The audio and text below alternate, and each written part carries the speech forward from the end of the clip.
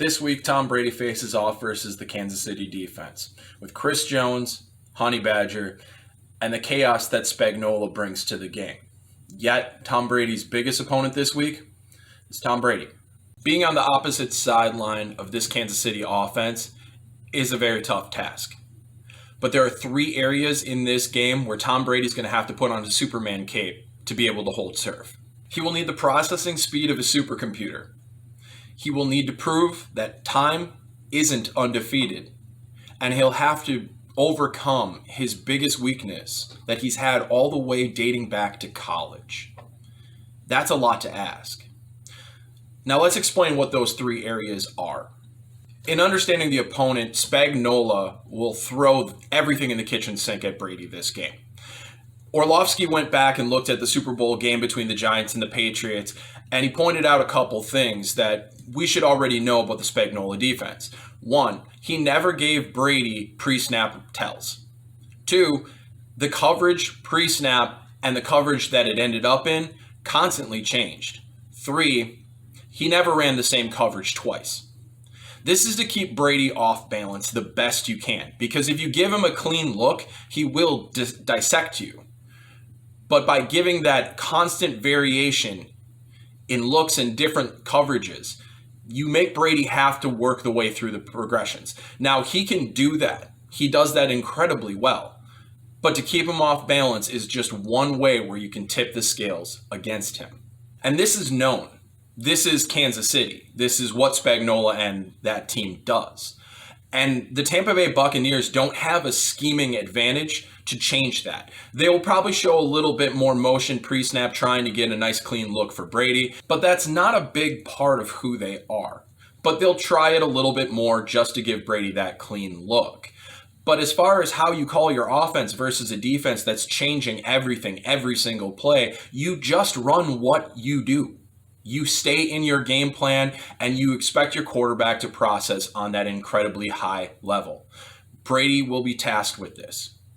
He is capable. But when you're seeing blitz and bail, you're seeing fire zone, you're seeing overload blitzes with the defensive end dropping into zone or dropping into man coverage, you're seeing all the twists and changes that Kansas City does in the defense. It's really hard to be incredibly efficient, and that's what it takes. The second factor is that Brady's going to have to prove that time is not undefeated. You've heard the saying, time remains undefeated. Father Time comes for us all. Well, with Brady, he's in that point of his career.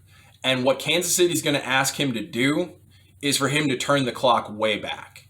What I mean by this is with all the different pressure looks and all the different blitzes that Kansas City will bring at Brady, all the different looks, he's going to have to hold this ball to give him the time to process through the play. And that's going to mean that he is going to have to take a hellacious beating in this game to get the efficiency that the team needs. Now, he had done this in the Kansas City-Tampa Bay game the first time. There was one play where he took one just devastating hit as he laid the ball out in front of Godwin, and it's quite possibly the best throw he made of the entire season. But he followed that up with the next play, looking like he was going to get hit again and throwing one up too early. Being early, ball placement had an issue. Cornerback was able to take the ball away. And this is something that Brady's going to have to get through. Against Green Bay in the second half, they started dialing up more blitzes, started getting more pressure on Brady, putting Brady in a position where he was going to get hit. And that's when the interceptions came. So for Brady to stay on the efficiency scale with the Kansas City offense, he's going to take a beating. And we're not talking a rush at the beginning of the game. We're talking 4 quarters of a beating. He is going to get hit over and over and over again if he wants to take the time it's going to need to process through everything that Kansas City's throwing on the back end of this defense. That is not something Brady wants to do.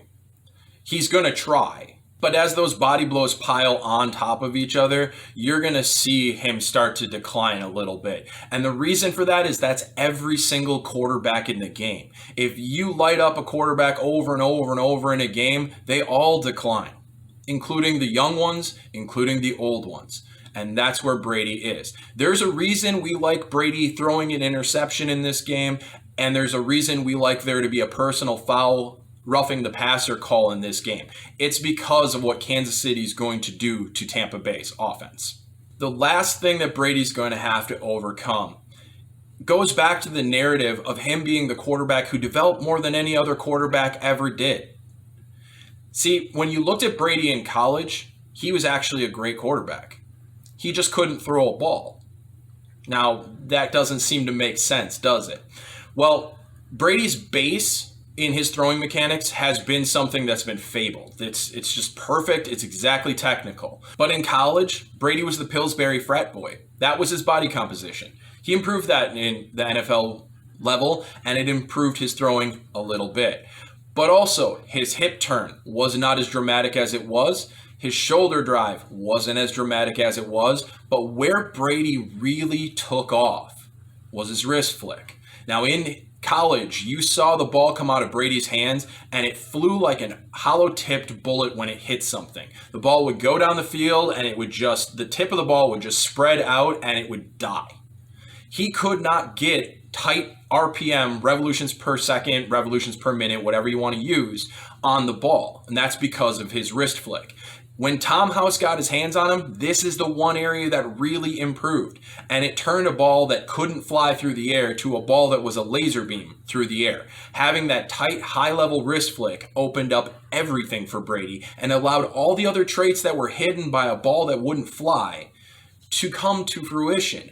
This is why Brady looks so dramatically different in the pro game from the college game. He didn't develop, he didn't morph, he fixed a very big problem in his mechanics that was actually easy to fix. Even when you look at Brady throughout his career, you've seen at times where he needed to go to Tom House to get a tune-up.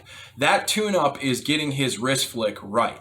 Because he's had games where the wrist flick was on, and then the very next week, let's say, against the Rams in the Super Bowl, the wrist flick wasn't there, and the ball flew with the open tip, and it didn't carry the same way, and his results dramatically declined in that game.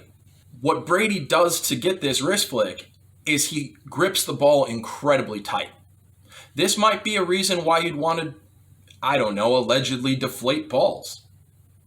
But this is also the reason why Brady hates wet footballs. When you can't grip a ball, you can't squeeze it tight to get the wrist flick on it. Decreasing the wrist flick that he puts on the ball will decrease the revolutions on it, will not let the ball carry, will not let the ball fly the way that he wants it to fly. There is a good chance that the field in Tampa will be wet this weekend.